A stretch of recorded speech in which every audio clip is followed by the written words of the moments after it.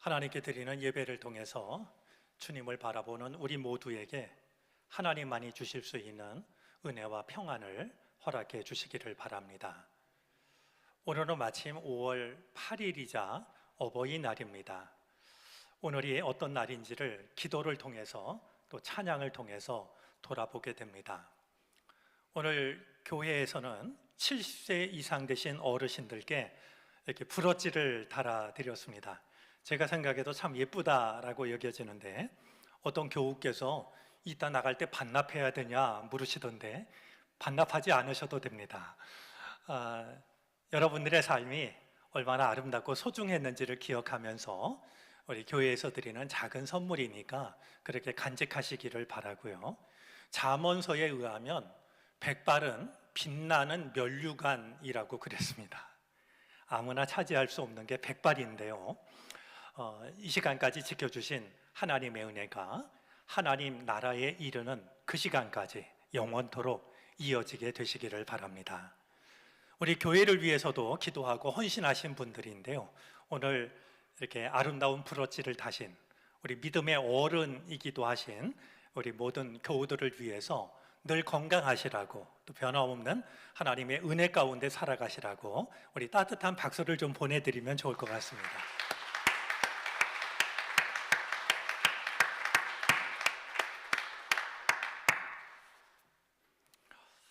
얼마 전이었는데요, 한 교우께서 제게 카톡을 통해서 글을 보내주셨습니다.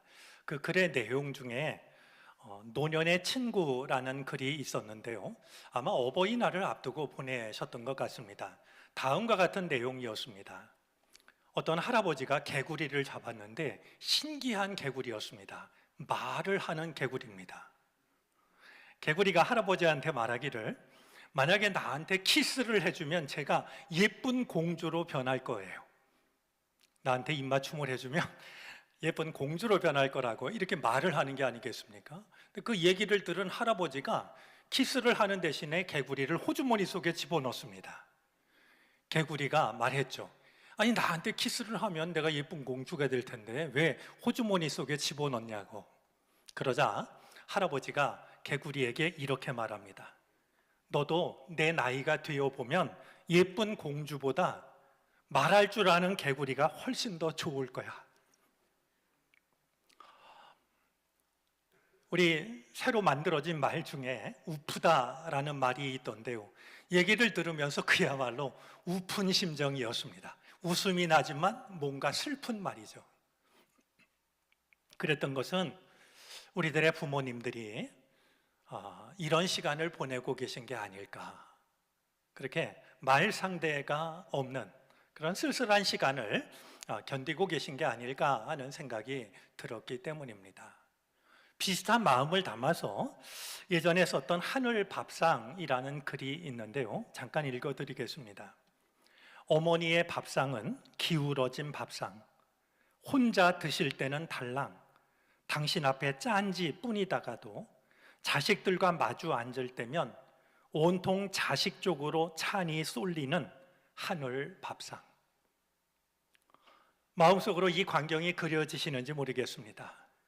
홀로 계실 때는 그냥 밥에다가 찬물 말아 드시기도 하고, 반찬이래야 짠지 하나뿐인데 자식이 어느 날 찾아오면 말이죠, 어디서 그 많은 반찬을 나왔는지 수많은 반찬들을 상 위에 차리는데 당신 앞으로 차리는 게 아니라 자식 앞으로 차려내시는 그 상이야말로 하늘 밥상이 아닐까 하는 생각이 들었습니다. 그것이 어디 밥상뿐이겠습니까? 어머니의 삶이 그러셨고 아버지의 삶이 그러하셨을 겁니다. 당신을 위해서 살아오신 것과 자식들을 대하는 것이 전혀 다른 그 삶을 살아오신 것이겠죠. 우리는 10계명을 잘 알고 있습니다.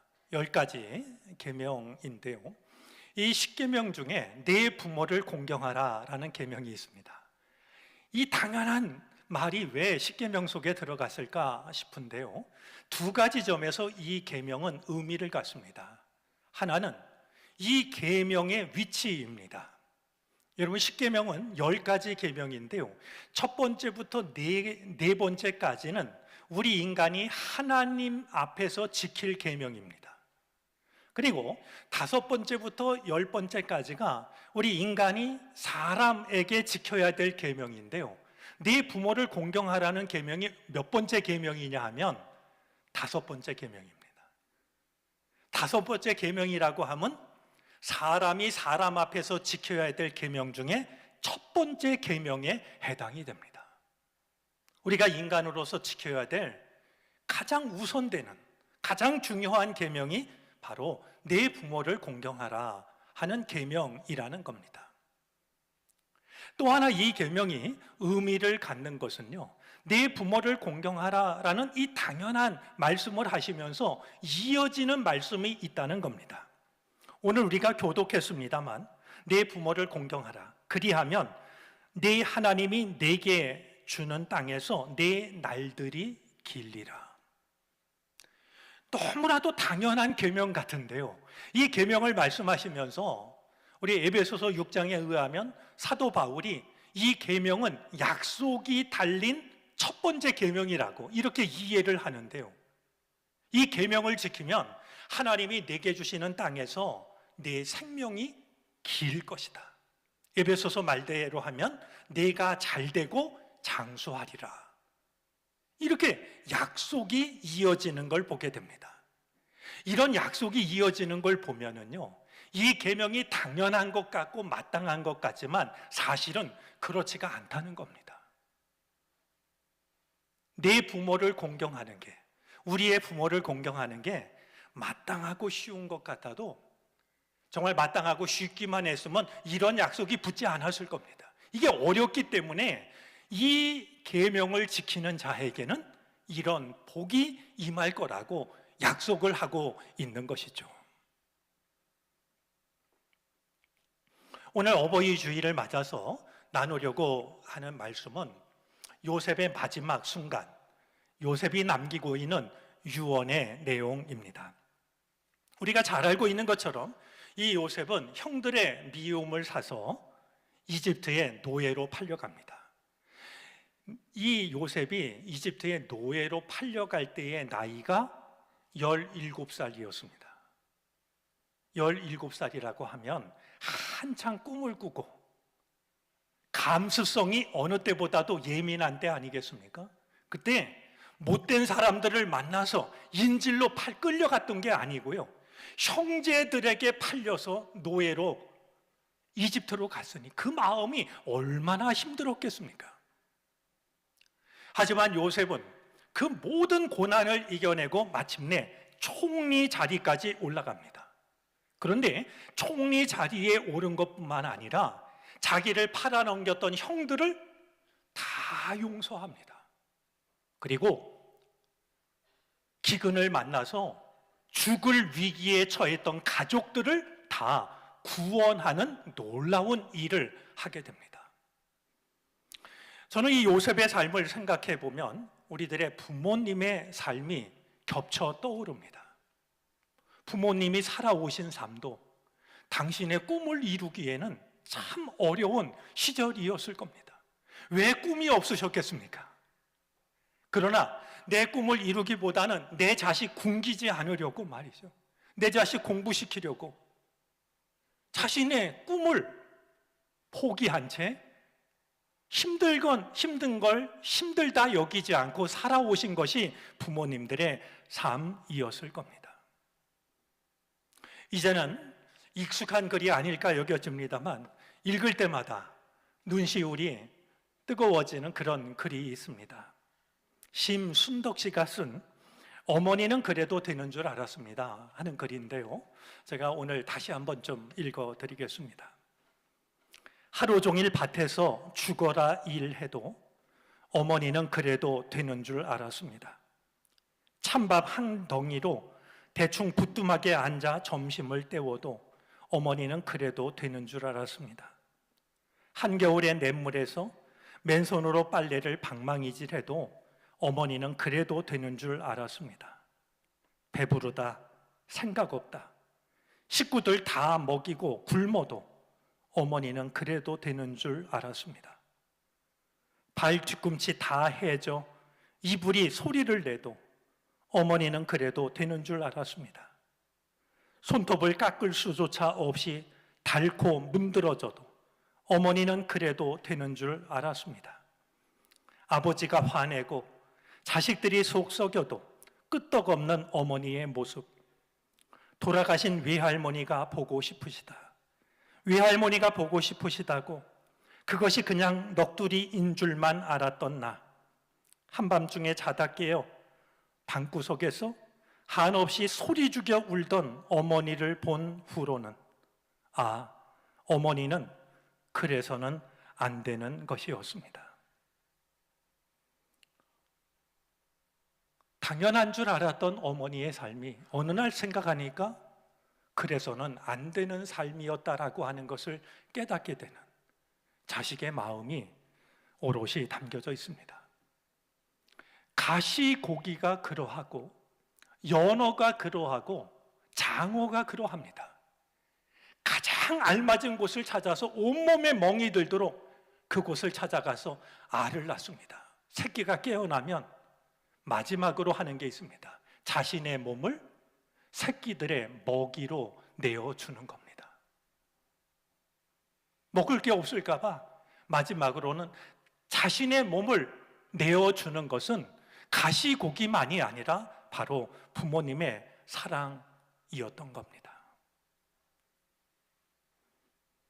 세상의 어머니를 축복하소서라는 글을 한번 어머니의 사랑을, 부모님의 사랑을 생각하면서 들어보시면 좋겠습니다. 찬밥이 더 따뜻했던, 낡은 옷이 더 편했던, 새우잠이 더 달았던, 흙보다 더 흙 같았던, 밤이 늘 길거나 짧았던, 아무 죄 없이 죄인이었던, 한시도 기도를 그친 적 없었던 세상 모든 어머니의 기도를 들으소서.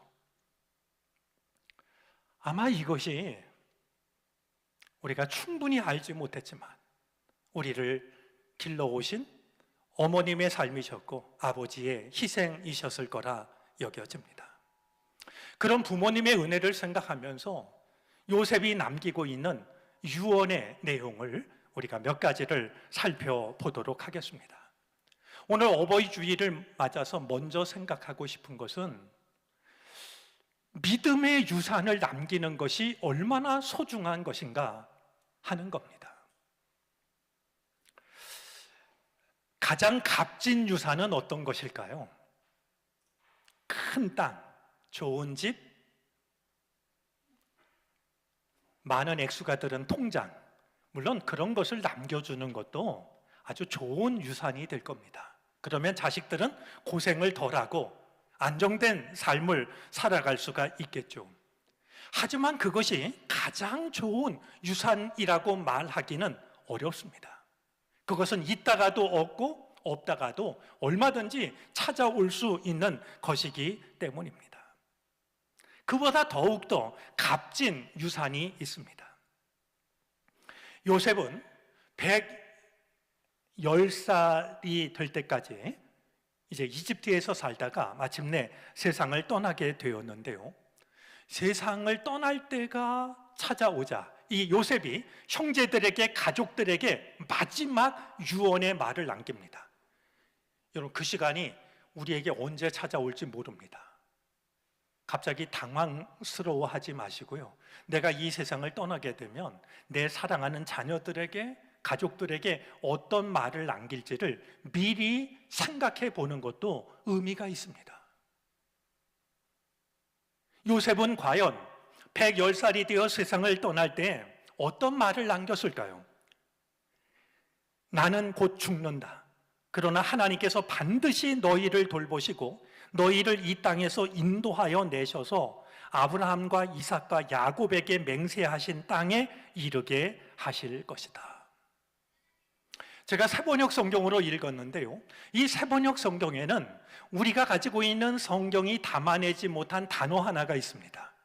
그것은 반드시라는 단어입니다. 요셉이 마지막으로 얘기를 하면서 하나님께서 반드시 너희들을 돌보실 것이다. 그리고 하나님께서 반드시 너희들을 우리 선조들에게 약속하신 약속의 땅으로 이끌어 가실 것이다. 이 말을 남깁니다. 세상을 떠나는, 내일 또 볼 수 있고 다음 달에 또 볼 수 있으면 정말 중요한 말을 남겨뒀다가 그때 할 수도 있지만, 세상을 떠날 때가 되었으니 이제 더 얘기하고 싶어도 얘기할 수 없는 마지막 순간 아닙니까? 그때 요셉이 남기고 있는 말은 하나님께서 반드시 너희들과 함께 하실 것이다. 그리고 하나님이 반드시 너희들을 약속의 땅으로 이끌어 가실 것이다. 지금 요셉이 남기고 있는 이 말은 요셉이 가지고 있는 믿음이자 요셉이 자신의 삶을 통해서 경험했던 믿음의 경험이었을 겁니다. 그 고난의 세월을 지나면서 하나님께서 반드시 나와 함께 하신다는 사실을 요셉은 붙잡고 있었고요. 지금은 비록 이방 나라에서 나그네로 살고 있지만 하나님께서 반드시 우리들을 약속의 땅으로 이끌어 가실 것이다. 마음이 흔들릴 때마다, 어려운 일을 만날 때마다 하나님이 나를 지키고 계시다. 그리고 앞날을 바라볼 수 없는 답답한 마음이 들 때마다 하나님은 우리를 여기에 그냥 내버려 두지 않으시고 우리를 젖과 꿀이 흐르는 땅으로 이끌어 가실 것이다. 그 마음을 가지고 현실 속에서 찾기 힘든 희망의 근거를 찾아내곤 했을 겁니다. 지금 아무리 힘들어도 하나님이 반드시 함께 하신다. 그리고 지금 어디에 있든지, 형편이 어떠하든지 하나님은 그 자리에 내버려 두는 것이 아니라 가장 복된 땅으로, 약속의 땅으로 이끌어 갈 것이다. 이 말을 요셉은 유언으로 남기고 있습니다. 요셉의 이 말은 믿음의 유산을 남겨주는 일이었습니다. 다른 어떤 것보다도 이 세상을 떠나는 마지막 순간에 이 요셉이 형제들에게, 가족들에게 남긴 가장 값진 유산은 하나님이 함께 하신다. 하나님이 인도하신다. 이 믿음을 남겨주는 일이었습니다. 오늘 어버이 주일을 맞으면서 우리가 한번 돌아보았으면 좋겠습니다. 내가 부모님으로부터 받은 유산 중에 가장 값진 유산은 무엇일까? 그것은 결코 재산이 아닐 겁니다. 그보다 더 소중한 삶의 유산이 있고 믿음의 유산이 있는 것 아니겠습니까? 또한 어버이 주일을 맞으면서 나는 나의 자녀들에게 어떤 유산을 남겨줄 것인가? 그 또한 돌아볼 수 있기를 바라고요. 이왕이라면 가장 값진 유산, 하나님이 언제나 함께 하실 거야. 하나님이 약속의 땅으로 반드시 이끌어 가실 거야. 이 믿음의 유산을 남겨줄 수 있는 우리들이 되어졌으면 좋겠습니다. 자, 이 유언을 하면서 요셉이 형제들에게, 가족들에게 전하고 있는 부탁이 있습니다. 이 부탁을 하면서 맹세까지 시키는 것을 보면, 이 약속을 지키겠다고 맹세하라고 이렇게 맹세까지 시키는 것을 보면 이 당부가 얼마나 간절한 당부였는지를 짐작하게 됩니다. 요셉이 눈을 감기 전에 마지막으로 당부하고 있었던 것은 무엇일까요? 하나님께서 너희들을 이 땅에서 이끌으셔서 약속의 땅으로 데려가실 때 내 뼈를 이 땅에 내버려 두지 말고 내 뼈를 가지고 가서 내 뼈를 약속의 땅에 묻어 달라는 것이었습니다. 비록 뼈 조각이라 할지라도 나는 이 땅에 영원히 묻히고 싶지 않으니 하나님께서 우리에게 약속의 땅을 허락하실 때 내 뼈를 가지고 올라가서 내 뼈를 약속의 땅에 묻어 달라고 마지막 부탁을 남깁니다. 이 요셉의 마지막 당부는 어떻게 되었을까요? 성경을 읽어보면요, 이스라엘 백성들이요, 정성스럽게 지킵니다. 출애굽을 할 때의 일을 기록하고 있는 출애굽기 13장 19절에 보면은요, 출애굽을 할 때 이 요셉의 유고를 누가 챙겼냐 하면 모세가 챙깁니다. 여러분, 지금 얼마나 다급한 순간이겠습니까? 그런데 그럼에도 불구하고 이 모세가 말이죠, 요셉이 남긴 당부를 기억하고 요셉의 유고를 모세가 챙겨 나옵니다. 뿐만이 아닙니다. 모세 오경을 마치는 여호수아서 맨 마지막 구절을 보면은요, 여호수아서가 24장까지 있거든요. 24장 33절까지 있는데 마지막 절 바로 앞인 32절에 보면 이런 내용이 있습니다. 이스라엘 자손은 이집트에서 가져온 요셉의 유해를 세겜에 묻었다. 이집트로부터 가져온 이 요셉의 유고를 요셉이 말했던 약속의 땅인 세겜 땅에 묻었다. 이 말로 대서사시와 같은 모세 오경의 말씀을 마치고 있는 것을 보게 됩니다. 여러분, 이 일이 결코 쉬운 일이 아닙니다. 왜냐하면요, 우리 요셉이 죽은 다음에 요셉의 공로를 알지 못하는 바로가 이스라엘 백성들을 노예로 삼지 않습니까? 종살이를 얼마 동안 했냐 하면요, 430년간 합니다. 그리고 애굽에서 빠져나와서 광야길을 얼마 동안 걸어갔습니까? 40년간 걸어갑니다. 이제 여호수아서 마치는 그 순간에 뼈를 묻었다 그랬는데요, 가나안 땅에 들어가서 가나안 땅을 정복하고 땅을 분배한 일이 기간이 얼마 걸렸냐면 약 16년이 걸렸습니다. 이걸 다 합해보면요, 대략 500여 년이 됩니다.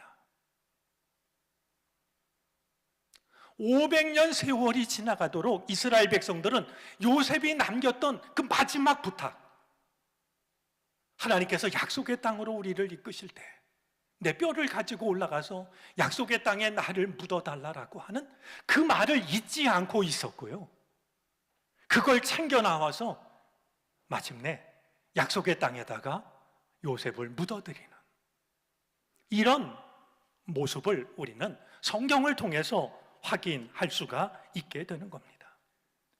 히브리서 11장 22절에도 이 일을 기억하고 있는 것을 보면 이 일이 얼마나 소중한지를 신약시대 사람들도 잊지 않고 있었던 것 같습니다. 이 대목에서 한 가지 좀 되짚어 보고 싶은 게 있습니다. 여러분, 창세기 49장 50장 안에는요, 요셉의 죽음, 요셉의 유언만 나오는 게 아니라 요셉의 아버지인 야곱의 죽음과 야곱의 유언도 나옵니다. 그런데 이 야곱이 죽을 때요, 어떤 유언을 하냐 하면 요셉이 남긴 유언과 비슷한 유언을 하는데, 한 가지 중요한 차이는요, 야곱이 세상을 죽을 때가 돼서 마지막 유언을 할 때 내 뼈를, 나를 막벨라 굴에 장사해 달라고 유언을 합니다. 막벨라 굴은 요셉의 할아버지인 아브라함과 사라가 묻혀 있는 곳이고요, 야곱의 아버지였던 이삭과 리브가가 묻혀 있는 무덤입니다. 그러니까 부모님이 묻혀 계시고 할아버지 할머니가 묻혀 계신 그곳에 나를 묻어달라고 한 겁니다.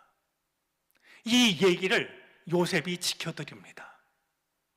여러분, 그렇다고 하면 요셉이 세상을 떠날 때가 되었을 때 나도 거기에 묻어달라고 하는 게 당연해 보이지 않습니까?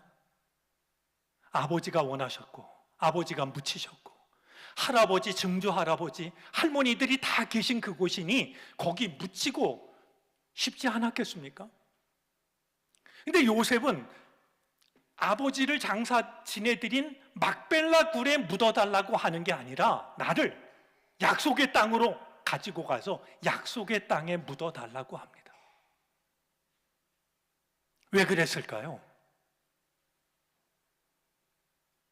자기 혼자만 생각하면 막벨라 굴이 훨씬 더 좋았겠지만 말이죠. 지금 요셉은 자신들의 후손, 그리고 그들을 향한 하나님의 뜻을 생각하면서요, 후손들로 하여금 하나님의 뜻을 잊어버리지 말라고, 하나님이 반드시 우리를 약속의 땅으로 이끌어 갈 거라고 말이죠. 이 하나님의 약속을 기억할 수 있도록 막벨라 굴이 아닌 약속의 땅에 묻어달라고 이야기를 했을 겁니다. 이 사실을 이스라엘 백성들이 기억하고 그 마음에 소중한 뜻을 끝까지 기억하며 지켰던 것이 바로 요셉의 뼈를 가지고 나오고, 또한 요셉이 원했던 약속의 땅에 묻어드리는 근거가 될 수 있었을 겁니다. 여러분 한번 생각해 보시겠습니까? 여러분들이 이 세상을 떠나면 여러분들의 자식들은, 여러분들의 후손들은 얼마 동안이나 여러분들을 기억할까요? 세상을 떠나실 때 요셉이 그러했듯이 간절히 바라는 게 있어서, 얘들아 이런 삶을 꼭 살아라, 이렇게 당부를 한다면 여러분들의 자녀들은 그것을 얼마 동안이나 기억하면서 얼마나 열심히 지킬까요? 500년이 지나도록 그 한마디 말을 기억하고 그 말을 지키고 있는 이스라엘 백성들을 생각하면 경이롭기 그지없습니다. 오늘 우리가 맞은 어버이 주일이 부모님께서 내게 남겨주신 삶의 유산, 믿음의 유산을 돌아보는 날이 되어졌으면 좋겠습니다. 부모님이 나에게 바라셨던 일, 얘야 너는 이렇게 살아라.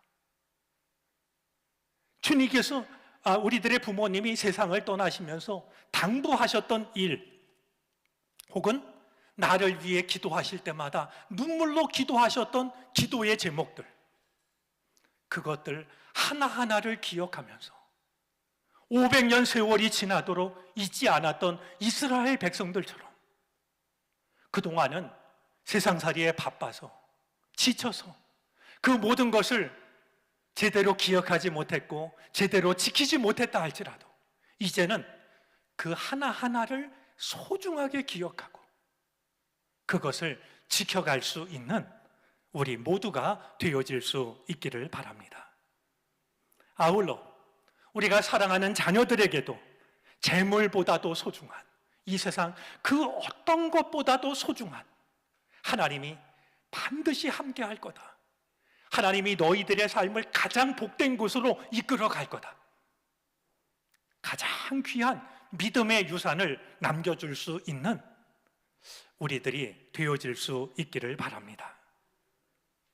믿음의 유산은요, 500년 세월이 지나가도 하나님을 바라보게 하는 힘을 가지고 있습니다.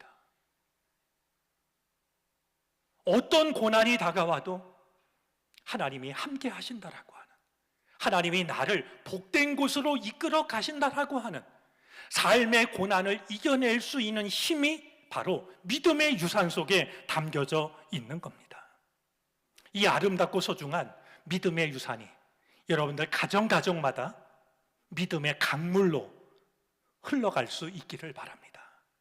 흐르다가 많은 그런 개울물이 아니라 하나님의 은혜의 바다에 이를 때까지 끊임없이 흘러가는 은혜의 강물이 될 수 있기를 바랍니다. 어버이 주일을 맞아 이 놀랍고도 복된 은혜가 여러분의 가정마다 임하시게 되기를 주님의 이름으로 축원합니다. 기도하겠습니다.